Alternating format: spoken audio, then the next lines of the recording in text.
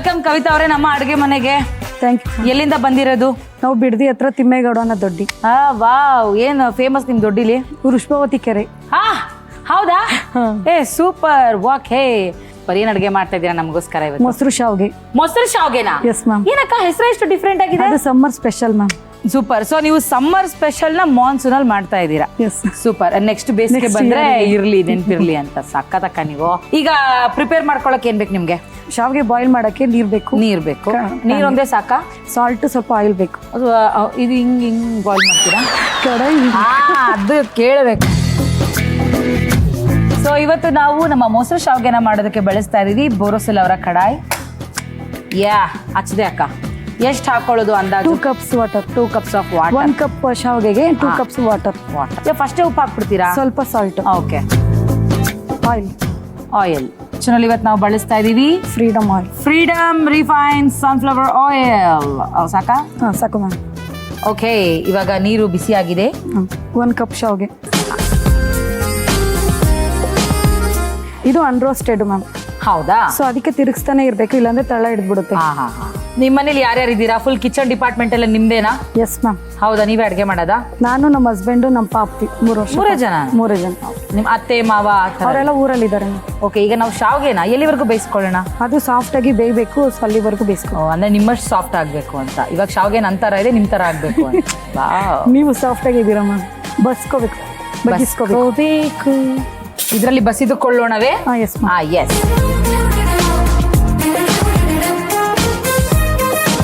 ಇವಾಗ ಸ್ವಲ್ಪ ಆಯಿಲ್ ಹಾಕ್ಬೇಕು. ಆಯಿಲ್ ಹಾಕ್ಬೇಕು. ಎಷ್ಟು ಹಾಕೋಣ?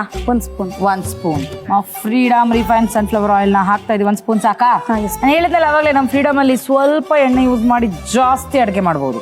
ಒಂದ್ ಸ್ವಲ್ಪ ಸಾಸಿವೆ. ಅಷ್ಟೇ ಸಾಕಾ? ಸಾಕು. ಓಕೆ. ಅರ್ಧ ಸ್ಪೂನ್ ಉದ್ದಿನ ಬೇಳೆ. ಉದ್ದಿನ ಬೇಳೆ. ಏನಕ್ಕ ಅದು? ಗೋಡಂಬಿ. ಓಕೆ. ಗೋಡಂಬಿ 1 ಸ್ಪೂನ್.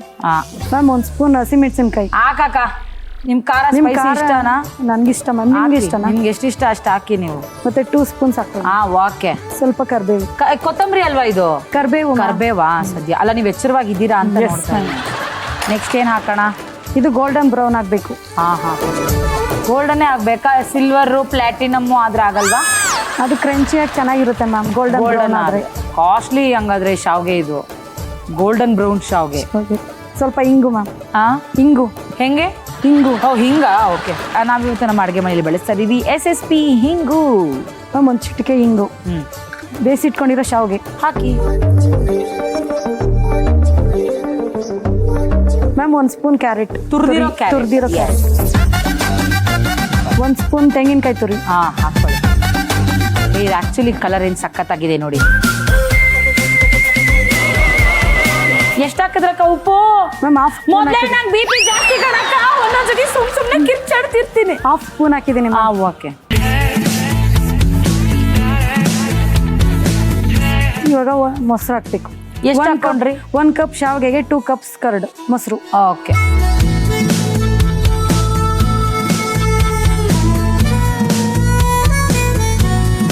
ಏನ್ ಮಾಡೋಣ ನೆಕ್ಸ್ಟ್ ಇವಾಗ? ಇದು ಸರ್ವ್ ಮಾಡ್ಬೇಕು ಮ್ಯಾಮ್. ಏನ್ ಮಾಡ್ಬೇಕು? ಸರ್ವ್ ಮಾಡ್ಬೇಕು. ಆಗೋಯ್ತಾ? ಆಯ್ತು. Hi fi. ಇಷ್ಟು ಸಖತ್ ಬೇಗ ಸ್ಪೀಡ್ ಆಗಿ ಮಾಡ್ಬಿಟ್ರಲ್ಲ. ಕೊಡ್ರಮ್ಮ ಒಂದು ಸರ್ವಿಂಗ್ ಬೌಲ್.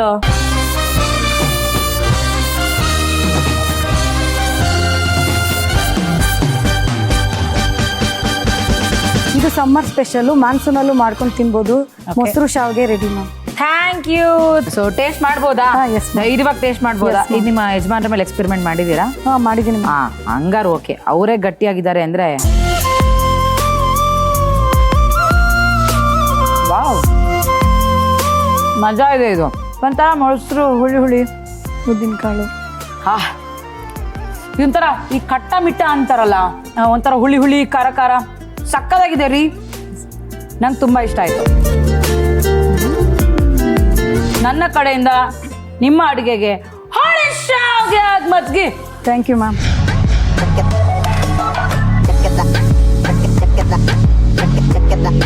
ಮೊಸರು ಶಾವಿಗೆ ಮಾಡುವ ವಿಧಾನ. ಮೊದಲು ಒಂದು ಪಾತ್ರೆಯಲ್ಲಿ 2 ಕಪ್ ನೀರು, ಅರ್ಧ ಟೀ ಸ್ಪೂನ್ ಉಪ್ಪು, ನಂತರ 1 ಟೇಬಲ್ ಸ್ಪೂನ್ ಅಡುಗೆ ಎಣ್ಣೆ ಹಾಕಿ ಕುದಿಯಲು ಇಡಿ.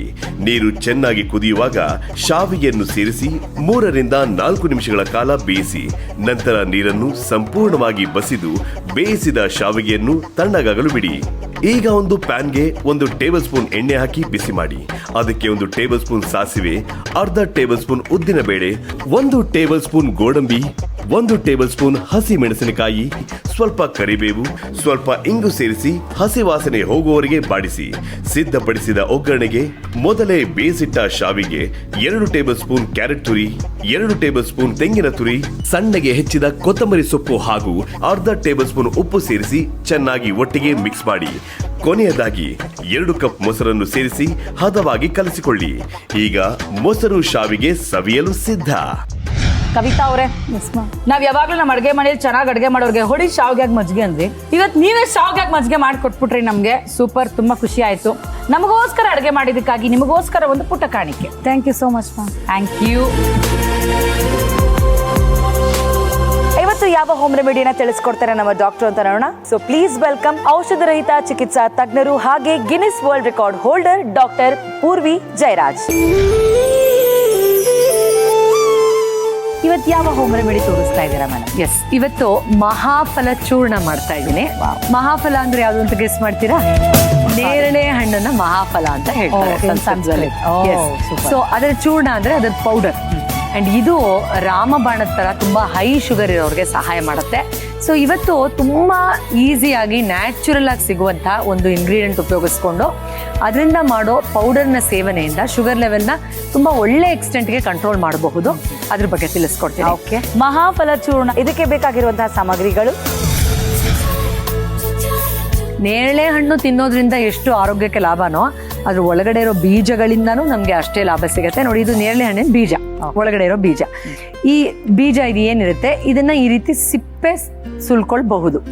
ಒಳಗಡೆ ಈ ತರ ನೋಡಿ ಹಸೂರ್ ಬಣ್ಣಕ್ಕೆ ನಿಮ್ಗೆ ಒಳಗಡೆ ಬೀಜ ಸಿಗುತ್ತೆ ಅದ್ರದ್ದು.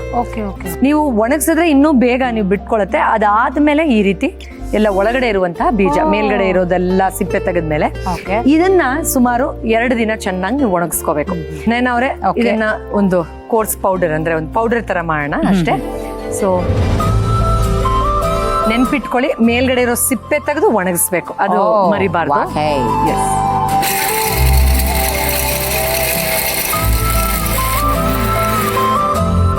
ಯಾವಾಗ ತಗೊಳ್ಳೋದು ಇದನ್ನ, ಮತ್ತೆ ಒಂದ್ 2-3 ಅಂಶಗಳನ್ನ ನಾನು ಇದ್ರ ಬಗ್ಗೆ ಹೇಳ್ಬೇಕು.